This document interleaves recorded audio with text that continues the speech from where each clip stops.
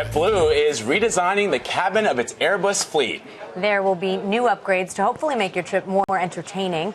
Travel Alliance President Mark Murphy is here with us now with more on this. So we've been hearing about JetBlue's plan changes for a while. Tell us about what they've decided on. Well, they're going to give you high-definition seat monitors to start with, plug-ins at your seat, which are great because everyone's looking for that plug, and that should be a common thing. USB plugs, right? Exactly, so you can keep your iPad and your iPhone charged in flight, Wi-Fi from the gate all the way to where you land and connect to the other gate. So those are great improvements. And, in the airline business, they're making billions and billions of dollars in profit. So what we want them to do is up the game because they're charging a lot of money for all these additional fees, and so they're raising the game. That's going to force the competitive set to start raising the game because what you're starting to see is, like, I do a lot of Philly, Fort Lauderdale.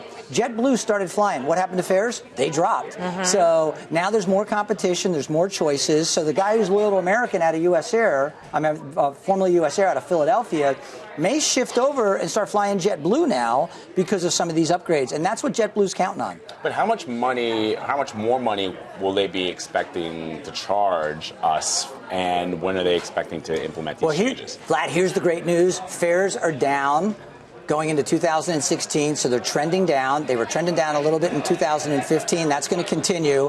And so the reason they're making so much profit is because when you have oil at $30 a barrel, that's their number one cost. That's helping dramatically. So they can make these investments. They can get these improvements. And keep in mind, even though you're getting a little more competition, over 80% of domestic air travel is controlled by 4 major carriers. Right. So they still have an oligopoly, and in many cases they can set a price, and everyone that competes with them is going to match that price, and you can't really do anything about it as a traveler. But because of demand, they've started adding more seats. Because that supply has gone up, to fill those seats, they have to be a little more aggressive. What they've done in the past is they've gotten very aggressive in adding seats. They then can't fill them. They have to discount. They start losing money. And we know how that turns out. So we're in a good spot right now with the airline industry. Speaking of adding seats, there are going to be more seats on these Airbuses that they're refurbishing.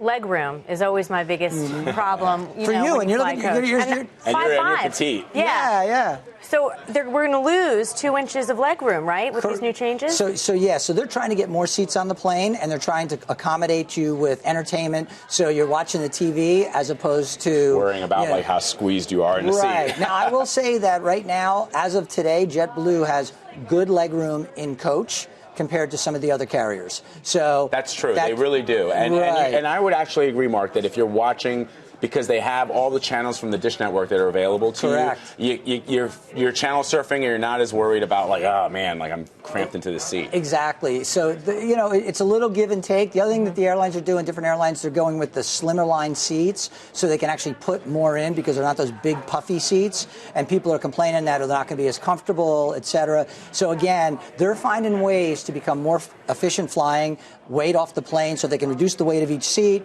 They can save a lot on fuel, and it adds up to tens of millions of dollars in savings, which turns into profits right to their bottom line. Right, and like you said, there's still more legroom on JetBlue, even when you're losing 2 inches and they're on the other airlines. We'd have to do a comparison airline by airline, but right now they, in my opinion, have the most room in coach on a traditional economy ticket, not the extra plus seating, et cetera.